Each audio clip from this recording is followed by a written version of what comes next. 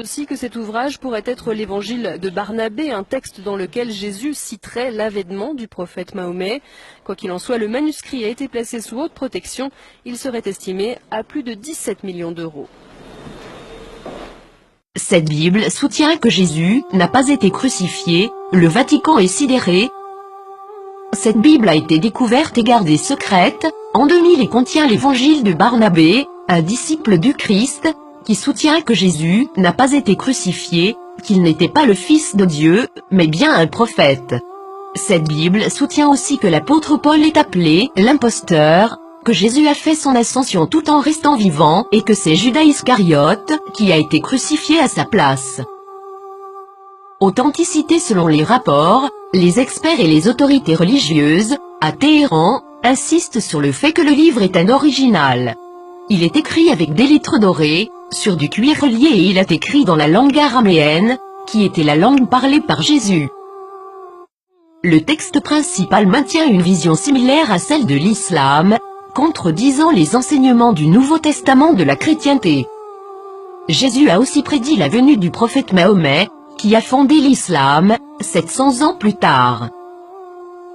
Plusieurs croient que, durant le concile de Nicée, l'Église catholique a choisi la forme qu'aurait la Bible, omettant l'évangile de Barnabé, parmi d'autres, et favorisant les 4 évangiles que nous connaissons aujourd'hui. De nombreux textes bibliques ont commencé à faire surface depuis ce temps, incluant ceux de la mer morte et les évangiles gnostiques, mais cette Bible semble tout particulièrement inquiéter le Vatican. Qu'est-ce que cela signifie pour les religions chrétiennes et ses adeptes? Quelque chose d'inconfortable. Le Vatican a demandé aux autorités turques de pouvoir examiner le contenu du livre. Maintenant que ce livre a été découvert, accepteront-ils cette preuve? La nieront-ils? L'appelleront-ils un mensonge musulman, comme l'a fait le magazine Truth en 2000? Pour plusieurs, ce livre est un rayon d'espoir et les croyants réaliseront bientôt que l'objet de leur adoration est arbitraire et que tous les textes, spécialement les textes religieux, sont sujets à l'interprétation. Qu'est-ce que cela signifie pour les athées, les agnostiques, les penseurs séculiers? Ce texte est-il réel? Est-il contrefait? Est-ce important? Nous pouvons espérer que cette nouvelle inspirera les religions à se poser des questions, au lieu de pointer du doigt et de tout croire aveuglément. Ne commencez pas à clamer à tous, je te l'avais bien dit.